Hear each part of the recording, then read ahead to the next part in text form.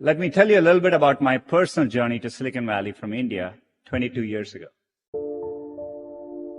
Growing up in India, like many of you, I got my first telephone when I was 12. In my case, it turned out to be a rotary phone, so it wasn't that great for selfies, but I still loved to call my friends, play with it, and sometimes take it apart. That telephone cemented my fascination with technology. I remember in my parents' house in Chennai, reading about the invention of the transistor at Bell Labs. Of course, that initial invention helped found what became known as Silicon Valley, and out of that came companies like Fairchild Semiconductor and Intel and all the computers and software that we all use today. You can draw a direct line from that invention to the technology that powers your Twitter feed or your WeChat messages today. I remember reading about that and thinking, it's the idea that matters. It didn't matter where you come from or what your background is. One revolutionary idea, one brilliant invention can unleash other entrepreneurs to revolutionize industries in ways you could never predict. The people who built the transistor in many ways enable the entrepreneurs who are using incredible processing power to analyze data and diagnose cancer. In the same way, the invention of smartphones and GPS has enabled other companies to build apps that revolutionize the way we travel around cities. That's why I came here. I had a deep desire to be part of this exchange of ideas, this community of entrepreneurs. And coming to the global hub where this was all happening, at Stanford, I felt welcomed and embraced. People didn't care where I came from, only my ideas and hard work mattered. I'm not alone. The Valley attracts people from all over the world. That is why you're here.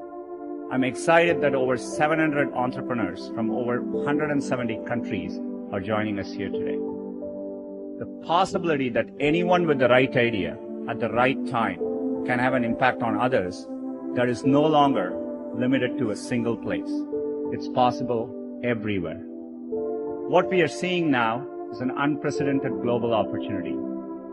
In China, a few months ago, I met entrepreneurs combining social, commerce, and business platforms in entirely new and unique ways.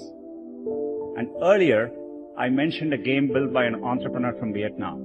When I was last in Vietnam, I met him. His name is Dong Nguyen, and he created Flappy Bird.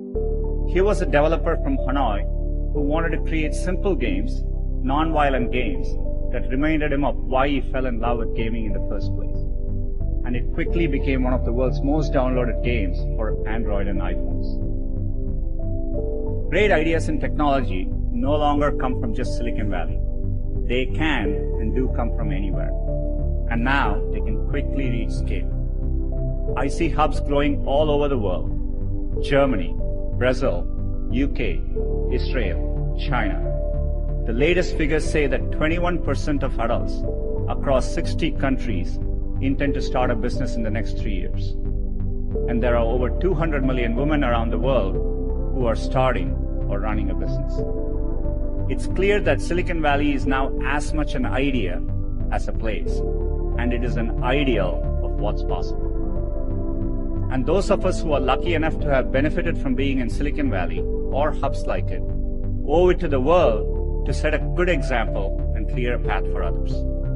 And that is another reason I'm excited to be here speaking to you. Because businesses, academia, and governments all play an important role in removing these barriers. The internet itself is a perfect example of this. It's arguably the greatest economic engine of all time. And its success is largely a result of early collaboration between the US government, private sector, and researchers from academic institutions, including Stanford. They worked together and made deliberate policy choices to keep the platform open and borderless.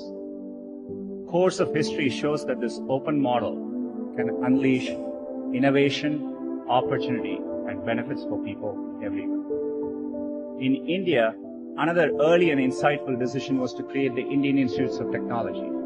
These are leading engineering and technical institutions that are government supported. I still vividly remember as a teenager jumping onto a crowded train at Chennai and traveling for 24 hours to attend my school at IIT Kharagpur. And that opportunity changed the course of my life. These institutions, over many decades, have played a huge role in creating generations of skilled entrepreneurs in India. There are many countries helping to create positive environment for their entrepreneurs. In the US, recently the Departments of State and Commerce appointed digital economy officers who will work to remove barriers and help entrepreneurs reach communities around the world. At Google, entrepreneurship is in our DNA. Google was founded here at Stanford, and the company's first home was in a garage just a couple miles from here. Like many of you in the audience, our founders were two young people with a vision of a better future, a better way, and they decided to follow their dreams. We now live on our own campus down the road and in dozens of countries, but the spirit continues. In fact, our most popular products almost all began as big ideas that small entrepreneurial teams dreamed up and made happen. Gmail started with one person's passion to reinvent email. Today, it has over 1 billion monthly active users. Our browser Chrome, a small team's obsession to bring a faster, more secure web to everyone, now has over 1 billion monthly active users. Cardboard, our virtual reality viewer. Two engineers in our Paris office had an idea of what's possible with a piece of cardboard and a phone. Now more than 5 million viewers are taking people to new worlds. Using Cardboard, teachers can take their classes on virtual field trips. All of this came from two engineers in Paris' bright idea. We don't know what's next or where it'll come from, but we know that the barriers to entrepreneurship and to bringing ideas to global audiences are tumbling. People working anywhere in the world, born anywhere in the world, can create a product and make it available to anyone in the world. The most used messaging app in Southeast Asia was built by a young man born in Ukraine who moved to the US. And the three most popular viral games in the US in recent years came from entrepreneurs in Finland, Ireland, and Vietnam. You're the ones building the next Google, the next Spotify, the next Tesla, the next, well, we don't even know, but what I know is that someone in this room will build it. Maybe someone even from the cast of Silicon Valley. At Google, we are committed to playing our part to foster the next generation of entrepreneurs. Our Google for Entrepreneurs team has established a number of campuses. These provide space for entrepreneurs to build and work together in major tech hubs to take their ideas and go global. We have opened campuses in London, Madrid, Sao Paulo, Seoul, Tel Aviv, and we look forward to reaching new cities in the future and perhaps welcoming some of you to drop by. Google tools help businesses launch and grow every day. More than 30 million small businesses globally rely on at least one Google product to find customers, to grow, and to be productive. Training.